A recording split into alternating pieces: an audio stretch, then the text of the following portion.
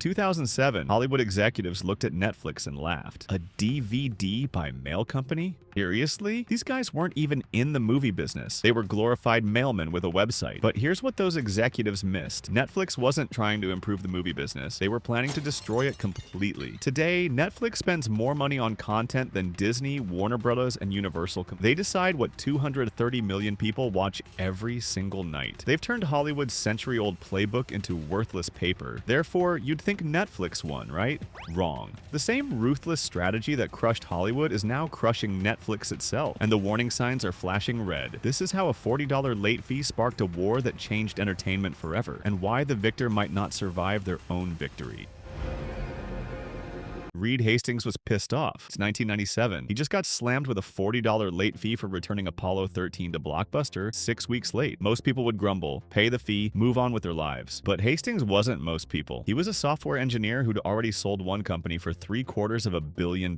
That late fee didn't just annoy him, it sparked an obsession. What if there were no late fees? He thought. Simple question. Devastating answer. Hastings partnered with Mark Randolph, and together they launched Netflix in 1998. The pitch was revolutionary. Mail DVDs directly to customers for a flat monthly fee. No late charges, no driving to stores. Their first test nearly killed the company. They mailed a DVD to Hastings' house. It arrived snapped in half. For a business built on mailing fragile discs, this was catastrophic. But DVDs could travel. Netflix launched with 925 titles and immediately started hemorrhaging money. $11 million lost in year one. Meanwhile, Blockbuster was printing money. $6 billion in annual revenue. 9,000 stores worldwide. In 1999, Netflix introduced unlimited monthly subscriptions. Pay $15.95. Rent as many DVDs as you want. Keep them as long as you like. Wall Street thought they'd lost their minds. But Hastings understood psychology. Remove late fees and time pressure, and people's viewing habits transform. They watch more, discover more, and never want to cancel. By 2005, Netflix had 4 million subscribers and was finally profitable. Reed Hastings walks into Blockbuster's Dallas headquarters in 2000. Netflix has 300,000 subscribers. Blockbuster owns the planet's movie-watching habits. Hastings makes his pitch. Blockbuster buys Netflix for $50 million. Netflix handles online. Blockbuster promotes them in stores. Everybody wins. The Blockbuster executives didn't just say no, they laughed at him. The dot-com hysteria is completely overblown, they said. Netflix is a very small, niche business, but Hastings wasn't selling a company. He was offering them a lifeboat before the ship sank. By 2004, Netflix was stealing customers every quarter. Blockbuster panicked and launched Blockbuster Online, but they made a fatal error. Blockbuster tried to play both games, protecting their stores while competing online. They couldn't fully commit because it would cannibalize billions in late fees. Netflix had no such constraints. No stores to protect, no legacy business to preserve. Blockbuster thought Netflix's advantage was being cheap. Wrong. Netflix's advantage was being convenient. Customers didn't want cheaper rentals. They wanted a fundamentally different relationship with entertainment. While Blockbuster was cutting prices, Netflix was planning their next move that would make DVDs themselves obsolete. By 2005, Reed Hastings could see the future. Broadband was spreading, video compression was improving, people were getting comfortable watching content on smaller screens. DVDs weren't Netflix's destination, they were just the vehicle. The real destination was streaming. In January 2007, Netflix launched streaming as a free add-on for DVD subscribers. The selection was pathetic. 1,000 titles versus 70,000 DVDs. The quality was terrible. Hollywood executives weren't worried. Who wants to watch movies on their laptop? They were asking the wrong question. The right question was, what happens when laptops connect to TVs? When internet gets faster? Netflix wasn't building for 2007, they were building for 2017. But streaming created a dangerous dependency. Netflix needed content licenses from the very companies they were disrupting. Studios started jacking up fees, pulling content, launching their own services. Reed Hastings realized Netflix was in mortal danger. They were building a business on borrowed content, and the lenders were getting hostile. So Netflix made a decision that seemed insane. They would stop being a distributor and become a studio.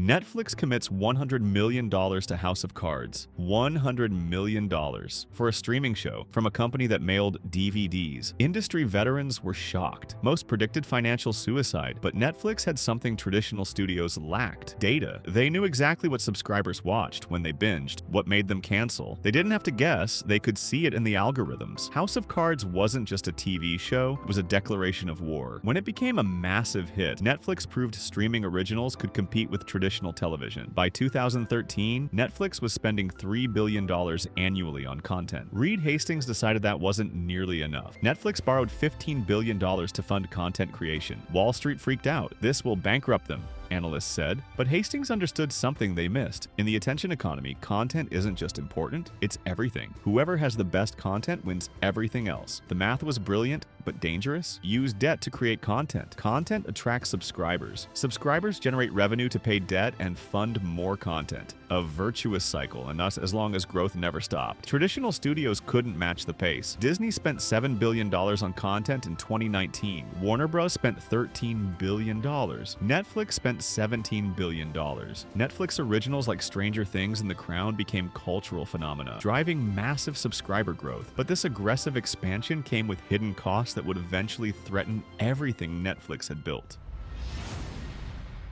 By 2021, Netflix seemed unstoppable. 230 million subscribers worldwide, nearly $300 billion valuation. But something was wrong. For the first time in Netflix's history, they started losing subscribers. Wall Street panicked. Netflix stock crashed 75% in 6 months. What happened? Netflix had become a victim of their own success. Their strategy of outspending everyone had worked too well. Every media company was now copying the Netflix playbook. Disney launched Disney+, Apple launched Apple TV+, HBO Max, Paramount+, Amazon Prime Video ramped up spending. The content wars Netflix started were now destroying Netflix. But the real problem was deeper. Netflix had focused obsessively on growth while ignoring profitability. That $15 billion in debt had ballooned to $30 billion. Netflix was spending more on content than they were making in revenue.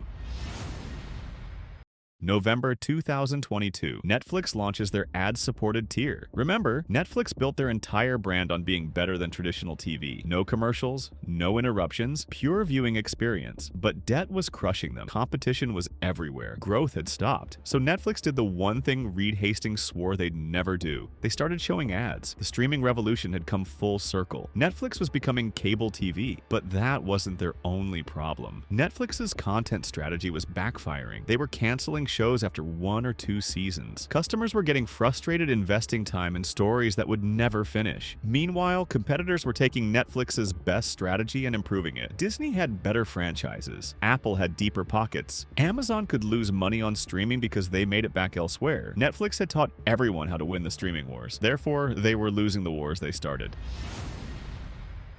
Here's what Netflix didn't see coming. They taught every major corporation that content was the key to customer relationships. Apple uses streaming to sell iPhones. Amazon uses it for Prime memberships. Disney uses it for theme parks and merchandise. But Netflix only has streaming. When Apple loses money on Apple TV Plus, they make it back on hardware. When Amazon loses money on Prime Video, they make it back on e-commerce. Netflix loses money on streaming and has nothing else to fall back on. Netflix destroyed appointment television, shows that brought people together at specific times. They replaced it with isolated binge watching. This seemed like victory, but appointment television created genuine cultural moments and customer loyalty. Netflix's model creates customers who watch different things at different times. Shows come and go without cultural impact. Without community, customer loyalty becomes impossible. Netflix trained customers to be disloyal to Netflix.